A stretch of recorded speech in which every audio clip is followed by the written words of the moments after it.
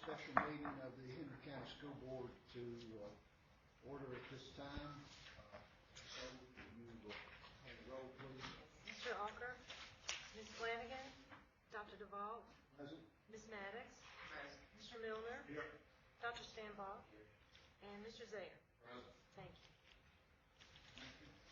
This time I'll entertain a motion to approve this morning's agenda. So moved. Second. And moved and seconded. Those in favor of this motion signify by raising your hand. Motion carries. Turn the morning's work over to Dr. Cotton at this time. Thank you, Mr. Chairman. I appreciate the opportunity to present our budget recommendation. As we start all of our budget meetings throughout this process, we always want to remind our stakeholders of our vision and mission that we want to keep in the forefront as we plan for the work ahead. Also pointing out our strategies for Henry County Public Schools: high quality instruction, high quality professionals, safe and orderly schools, innovative and cutting edge technology, which we certainly had a nice experience yesterday with our Apple Visit Day, effective and efficient resource management, family and community engagement. All of these strategies drive the work each and every day at Henry County Schools. I did want to remind everybody of our budget priorities as we moved into this process. The first strategy under high quality instruction, as we've been doing for the last several years, we've been evaluating instructional initiatives to make sure that our funding is aligned to our mission of developing rigorous, relevant curriculum for all students. We've also focused on providing each student with personalized learning. Our goal is to prepare our students for college, career, and citizenship, and in order to do that, we need to focus on those important skills students need to be successful. High-quality professionals, obviously under strategy 2, is important to retaining, recruiting high-quality workforce. Strategy 3, our safe and orderly schools, where we've invested heavily over the last several years. Under strategy 4, innovative and cutting-edge technology. Strategy 5, we've spent a lot of time looking at efficiencies and ways that we can save money moving forward, as well as ways to protect our investments. The strategy 6, the family community engagement, which is an area that we've been really increasing our efforts recently. The critical questions that I continue to pose, and I posed when I met with the Board of Supervisors recently, with our continued budget constraints, how will we continue to offer that high quality educational program for our students? Also, will we be able to tackle renovations and upgrades to our buildings that need to be addressed? As you've heard me say several times, we do not have a fund really for capital improvement. Most of our capital improvement has been taken care of using carry forward or year-end funds. Will we be able to recruit and retain high-quality staff? Of course, we recently completed a study where we talked about how our salaries compare to other localities. We have a salary scale that's really good at recruiting, but we need to look at retaining as well. And also, will Henry County Public School students continue to have the necessary resources available to them? And we've talked a lot about the important investment that we need to make in our children's future, and that a strong educational system really brings people to our area and supports economic development. Overall budgetary request, in summary, I wanted to point out some areas of increases, which we've already discussed throughout this process. Our health insurance premium increased by 8%. Our VRS rates increased from 11.66% to 14.5%.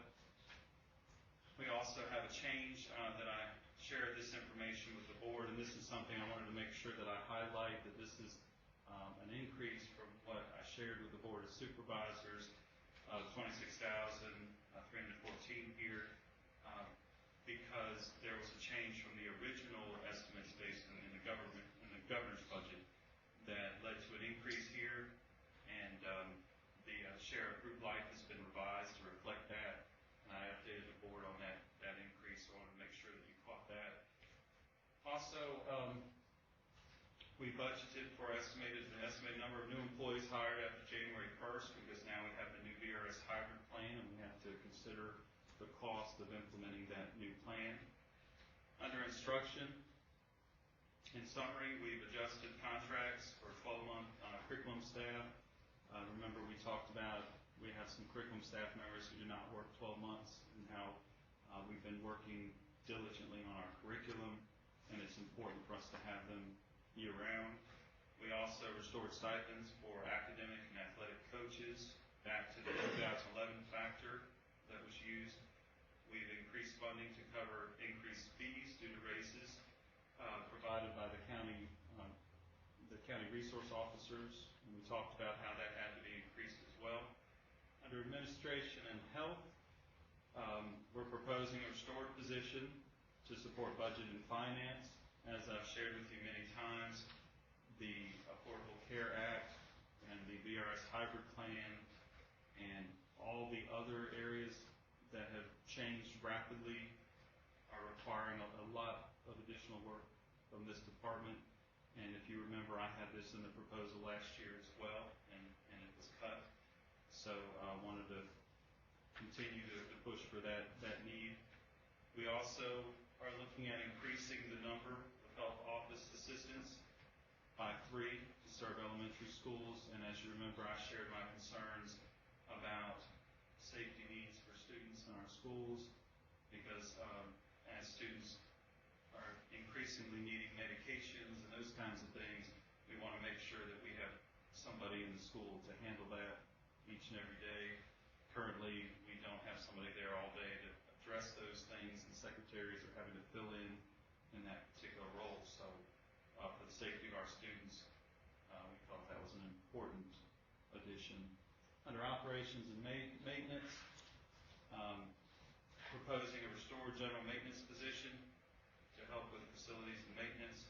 We've had several cuts over the last several years, and so we'd like to restore one of those positions to help maintain our buildings. Also, we've talked about the student interns at a lower cost for that, but we thought that was important to provide opportunities for students to be involved in maintenance, mainly painting is what we've been talking about in that regard. I wanted to just provide you with an overall summary of what all this means. As a reminder, the items in red are the areas that we're going to have to fund, regardless of whether or not we get additional funding from the county. What you'll see here is the budget shortfall of $151,000 roughly there. That's solely based on VRS health insurance adjustments.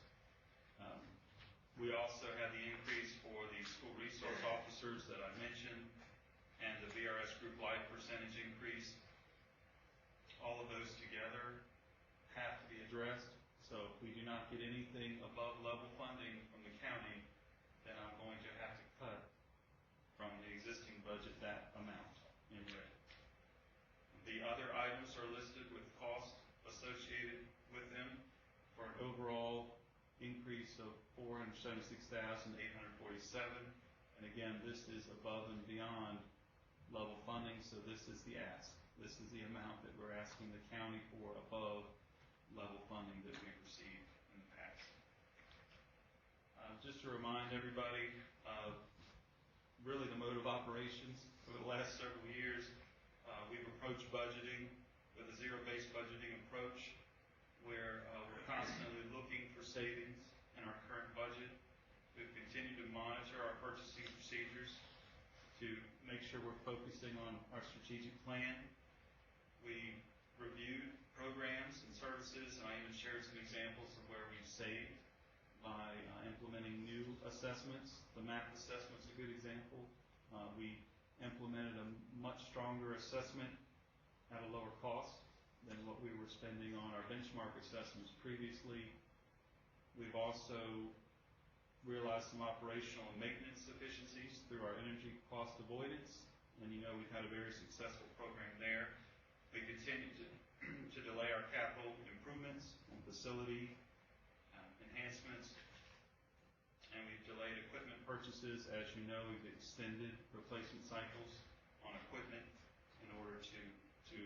savings there. And the list continues.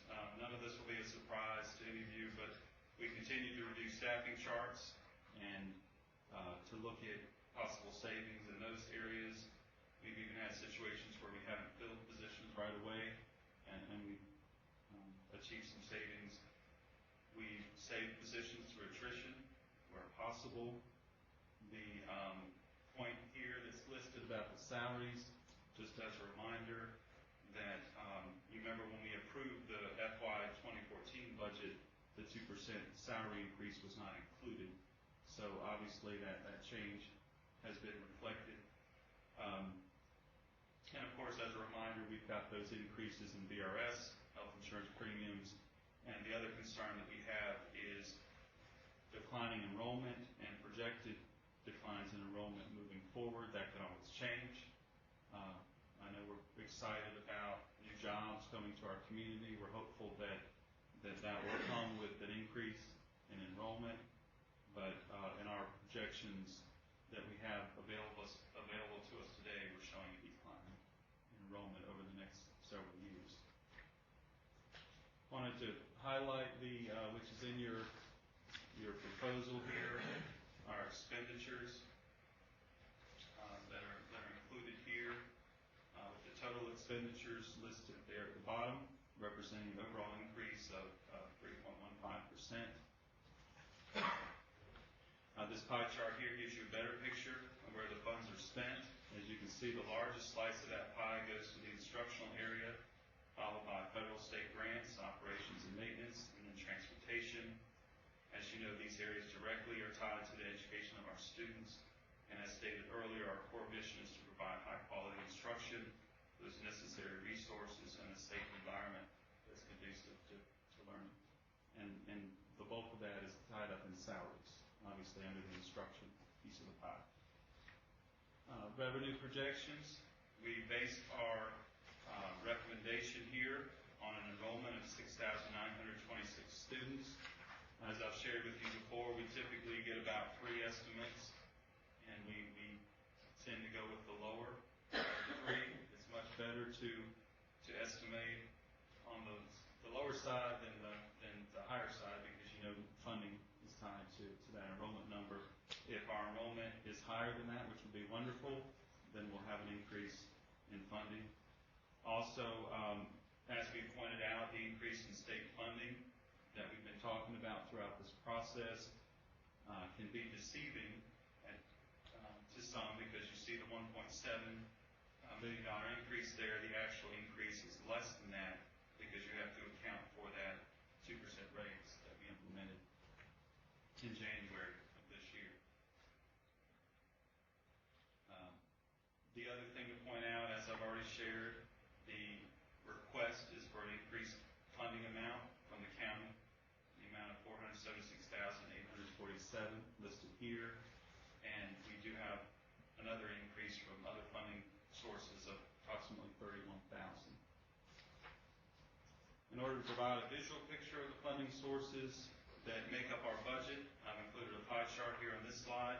As noted, the majority of our funding comes from the state and is based on the state's predetermined formulas.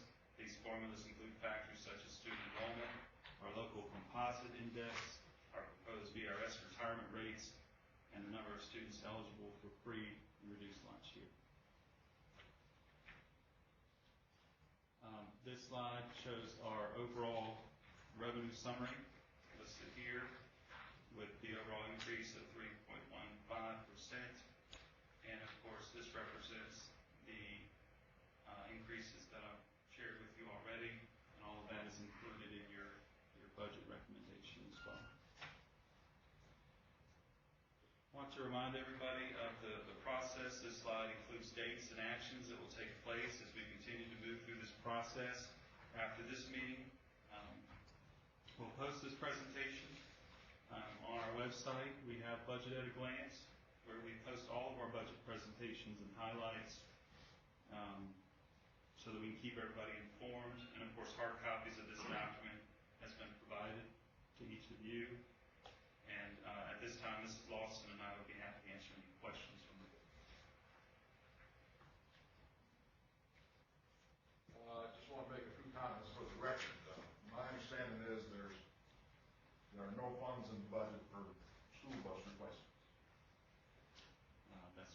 correct. Okay? We typically, with bus replacements, we'll use year-end funds Right. as they are available.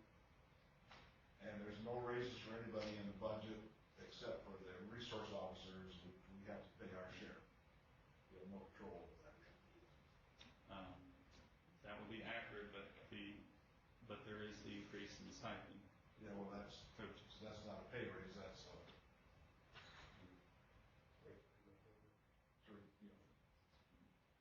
reimbursed for the pay cut that happened in 2000. Yeah, and as we've discussed with salaries, you know that we just looked at the salary study, and I'm working with staff to come back with recommendations on priorities moving forward. So you remember what I've talked to you about, that we need to stop doing across the board raises. We need to do more of a strategic look. And I hope that when you heard that presentation, you got the sense that there are employee groups that we need to address, and there are certain steps on the teacher scale that we need to address. So when I talk about strategically addressing that, that's really what we're talking about. Where are we going to make those adjustments as funding becomes available? But we have not included a raise for any employee groups in this budget. That's what the public needs to understand. I think one Pretty thing- much a bare bones budget. Yep. What I'm saying, there's not any frills in there. As far as capital improvement projects, there's really nothing in the budget for that either. Is that correct? That's correct, because as I've said, we've had to use year-end funds or carry forward. We don't have a dedicated funding stream for capital improvement. We do have a very small amount in our facilities maintenance budget, which isn't enough to really complete any major projects. That's mainly for maintenance type things. How many years has the county provided level funding for the our school system? We can check. Ms. Lawson will check, but she's got it, and it's in the budget document. It's at least 3 years that we It's received about level 3. funding. And what was the adjustment made? I'm sorry, what page? 45. Page 45 in your budget book will provide you with kind of a historical. It's been probably 2 to 3 years of level funding. Prior to that, there was a cut of approximately $500,000. And is the level funding that we referred to, is that an actual equivalent dollar amount, or is that the same number? Yes. And so is it fair to say that with inflation, rising VRS rates, and health insurance rates, that it's actually not level funding, but it essentially is a cut? I mean, we're having to absorb that somewhere else in the You're right. budget, is that correct? You're right. That's correct. Basically, when we say level funding, you get the exact dollar amount received with cost. But it doesn't take into account some of the things that you mentioned.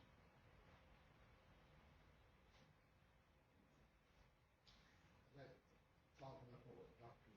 Stambaugh was saying, that would also mean that if total county revenue has increased, the percentage of that, since we've got level funding, the percentage of that increase we have in charity.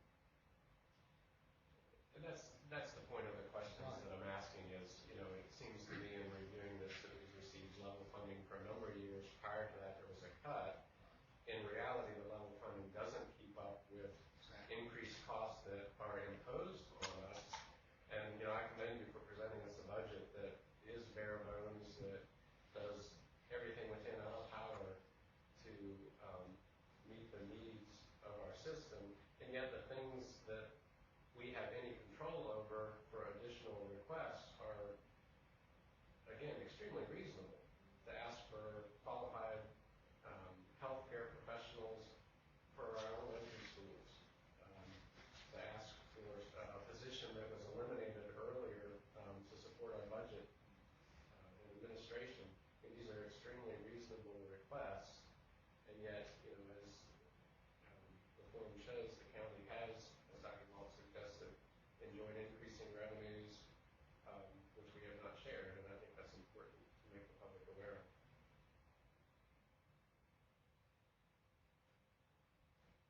I think it'd be helpful if I've been reading the newspapers and watched TV on other neighboring jurisdictions.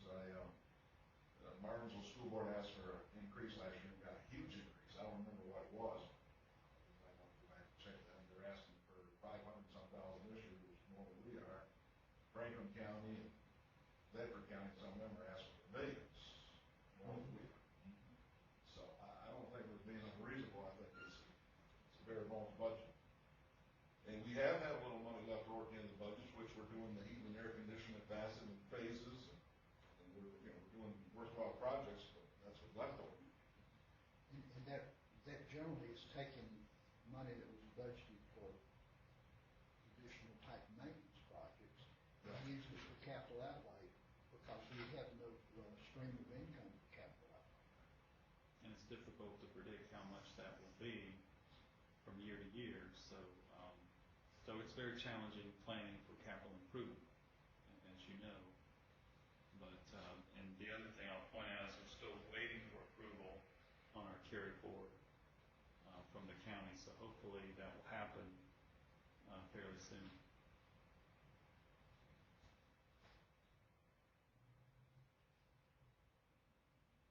When would we, and I know that doesn't impact this budget, but when would we be able to see results of some recommendations that the staff would present with regarding the salary? I would hope the earliest I would say would be May, but that's going to require us to spend some time working with that's that. something that might enter into our budget projections for next year. I think one of the things that jumps out at you, if you look at this, if you look at our current teacher salary schedule, teachers with 4 years experience are earning the same as a beginning teacher. And that's not what we would prefer to do. That's not what we would hope it would be. And that's what's happening there is if you don't get the step increase, then what you'll have is teachers within the first number of years of teaching will have the same salary. And certainly that's not ideal. We would like there to be a differentiation between each year, but when you can't afford to do a step increase, then what happens is you have to delay that. Would that mean a teacher who's been with us 4 years and is making the same as a first-year teacher could then go to another division and they would give them credit on their scale for 4 years experience? They could. Because we're digging a deeper hole year after year.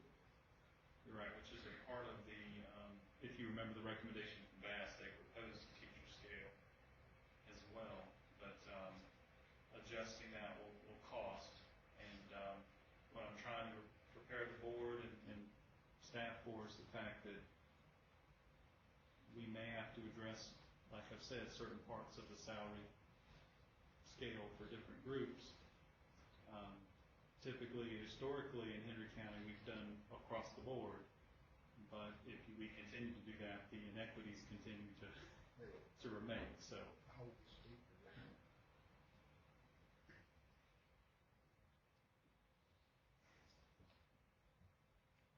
Well, I certainly agree with what Stan Paul and Mr. Zaire and others, I'm sure, feel that this is a bare bones budget and simply is trying to put us back where we were before we received that cut several years ago. I would hope that our governing board would look at this and realize that each year we seem to be falling a little bit further behind. Sometimes you look at these percentage increases that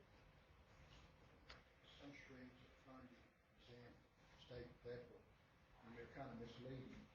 They are, in many cases, designated as to how they can be spent. It's not just extra money that we have available to us to decide how to spend. It's already designated. now we did present this budget based on the governor's budget. As I've shared with you, there's a Senate and House version which provides us with some additional funding potentially. I believe the range was on one was around 20,000, another was up to 80,000. So when all that's said and done, there could be a slight adjustment. We like the 80,000 option better, obviously, than the 20-some thousand, but once that's finalized, there could be some additional funding. But I wanted to make sure that you understood that we're using the governor's proposed budget here to base our numbers. I know you've made this point, but I think it's really important that we understand that if we don't get this additional funding, that the first three items that you listed there in red, we still have to cover those, whether we get that additional funding or not, which would mean those things would have to be covered from somewhere else. Right. You're exactly right. If we do not, if we get a portion of this from the county or none of this from the county, then I have to come back and find,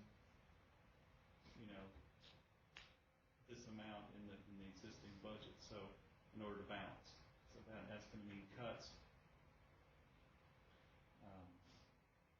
And we're going to be hard pressed to do any of these things that we have listed here in black. So anything that, and of course, I'll come back with a recommendation, but anything in black that the board feels strongly about, that would add on that amount to the cuts that I've had to make.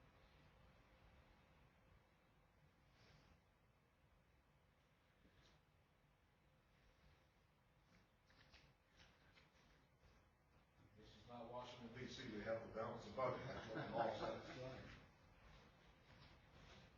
This has been pointed out, it's a little bit distressing when we look at this and we look around at some surrounding areas in the state where the localities are stepping forward to assist, realizing that the school systems have to have additional funding. There is a trend in recent years that the federal government is moving costs down to the state government, and then the state solves that problem by simply moving it down to the localities, and we're really seeing the results of that.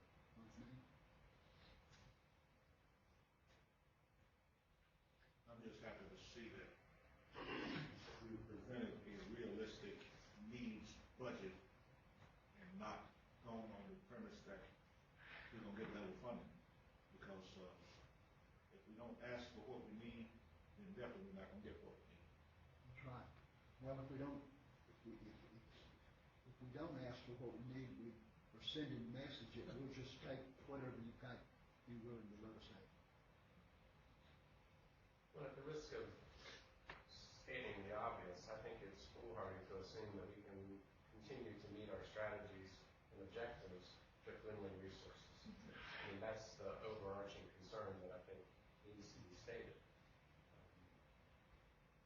There's multiple examples that can be listed, but teachers, for example, that's one of our budgetary concerns with the pay scale is attracting, which we feel like we do a good job with them, retaining high-quality professionals. That's an important one of our strategies that is foolish to assume that we'll be able to continue to do with limited resources. And we can almost come up with an example from the line item standpoint of that overarching concern. Was there, and I apologize for having missed the visit yesterday, were there members of the local governing board that were invited and attended any of that? Mr. Hall, of course, helped us with the opening, which he does a great job helping us get things started. But all of our visitors were from Danville and Franklin County. And Montgomery, we had board members here, but again from Danville here. But, I assume they left impressed with what we're doing in this county. Yeah, they did. I was very pleased. Of course, several of the people in this room were in attendance, but I had an educational leader approach me and pulled me aside, and he just said, "You've got a great school division." He said, "You are so fortunate to have such a good school division." So when you have people telling you those kinds of things, that's powerful, and they work in another school division, But we get some good feedback. We learn a lot too when we do that process because we share ideas back and forth. But I was proud yesterday, and I can tell you so many examples of school board members, school leaders who pulled me aside and just said, wow, you all are doing such good things here in Henry County, and we're hoping that we can do some of the things that you're doing. And I even had one of the superintendents in attendance tell me that they need to get started right away because they need to get caught up to where we are, even though we feel like there's so much more we have to do. It was just nice to know that they felt we were on the cutting edge. So that was exciting. And that's the other point that I wanted to make as I made to the Board of Supervisors. You know, we are continuing to move forward. You know, we're not at a point where we say we're not getting the funding we need, we're going to just wait until we get the funding to do the best things for our students. We're moving forward because our students are depending on us. They're counting on us to do that. And it's becoming more and more challenging to do that. We can't tell our children we're going to wait until we get the funding to do the right thing. So we're doing that now. And that's what I'm also proud of, that we're continuing to push the envelope for our students and not waiting for the funding to come. But that becomes more and more challenging for us.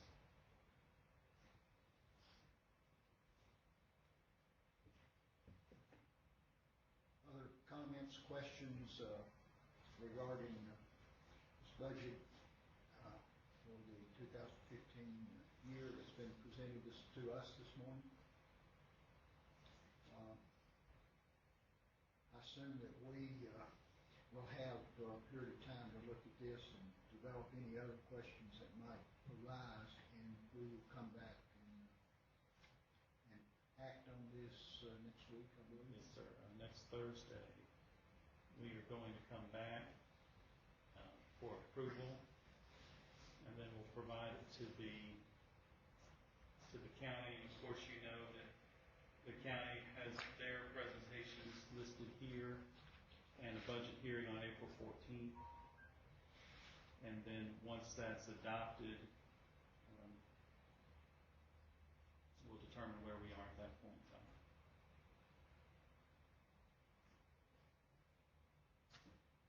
Okay, are there any other matters from the board this morning that need to come before this group?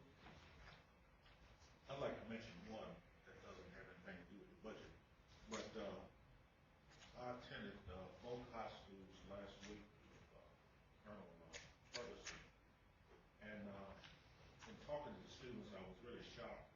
One of the things that he was driving home to them was the importance of graduating from high school, and the fact that the military is no longer accepting GED. So he asked the question in each one of the classes, how many new students that had dropped out of high school, and I was surprised at the number of parents that went up. And to hear also from them that they feel that the only recourse after dropping out of high school is the GED. I know we have an adult education program, and I see every year, a small number that's receiving the diplomas. I don't think the information is put out enough about our adult education program. And the possibility that those that drop out, because I don't know about others, but I know, excuse me for being stuck on the military, but I know the military is accepting older and older people now. So people are coming back. But those joining the military, those can't find things out swimming like this. And you still have to have that high school diploma. And we're not accepting, the military is not accepting. I think we need to put out perhaps a little bit more information on our adult education program, the requirements and all this. Mr. Miller, we certainly can do that. But the other point I want to make is that we work with each individual student to develop a plan for them. You can communicate quite a bit to young people, but if it doesn't fall into their current situation, it doesn't have a lot of meaning for them. But our guidance counselors are expected to meet with students to work on a plan, and the first plan should be a diploma. Right. That's the plan. The only time that we look at GED is unfortunately we have situations sometimes where students are 18 years old with 3 credits, and we have to look at other options for them, and we work with each individual student to work with them on those options. But the priority is high school diploma, and even when they do go through adult ed, that's still the priority to get that high school diploma. And you know, we've done a fairly good job with that, but we can always work on communicating. I worry sometimes there was a period of time when everyone was going for the GED because they felt like that was the easy way out. But you know, the GED has changed, and it's much more challenging, rigorous than it was before. But our priority is always high school diploma because we feel that's important. No, it's interesting. You made the point about the GED being much more rigorous. Terry and I were in the meeting last night where Ms. Fitzgibbons did a presentation on the adult ed program, and she mentioned that they had some increased questioning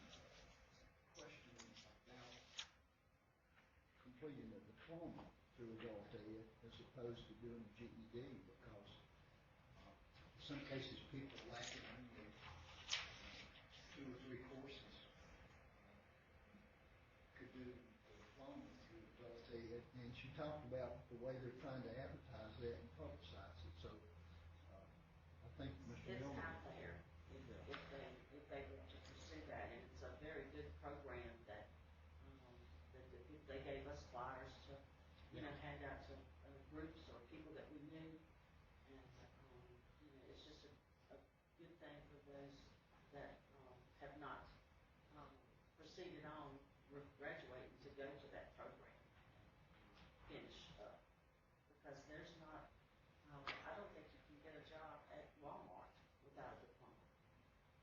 And so it's just very important that kids, and I think we do a really good job at making them understand that information, that you're just not going to be able to support yourself and a family without a high school, at least a high school diploma.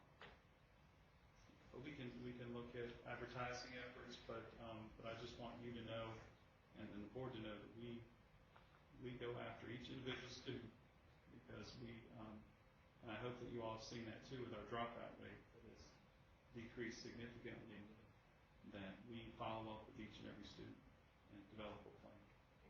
The question that was asked from the schools is, do you have plans of that? And so when I saw it, and I asked, are you aware of the fact that we have an adult education program? Nobody raised their hand. So, Yeah.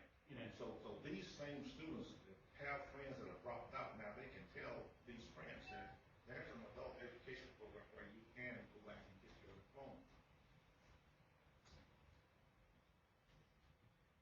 I'm sure that, I hope that if we have students who are reaching the 11th, 12th grade level and dropping out then at the guidance department, so making them specifically aware of the fact there is a track currently on the. And our guidance counselors do a great job with that. But like I said, we have to approach it one by one. Each individual student, every situation is different. I've met with several parents with their child, and we've talked about what's the plan, what's the best option at this point in time. And fortunately, we have a few different options that we look at. They may take online courses through adult ed. They may pursue the GED. GED is not the first choice. Especially we've had students who are 1 credit away from getting a diploma, and they right away say, I just want to take the GED. And we say, no, that doesn't make sense for you to do that. You need 1 more credit. So really it's a matter of working with each individual student, and but we'll continue to work on not just communicating with students, but their parents. Because we have parents that come in sometimes and say, just let them take the GED. And I've even had parents come in and say, just released them from compulsory attendance. And I can tell you how many of those I've approved, 0. You know, because that's not an option for students to not be in school. So.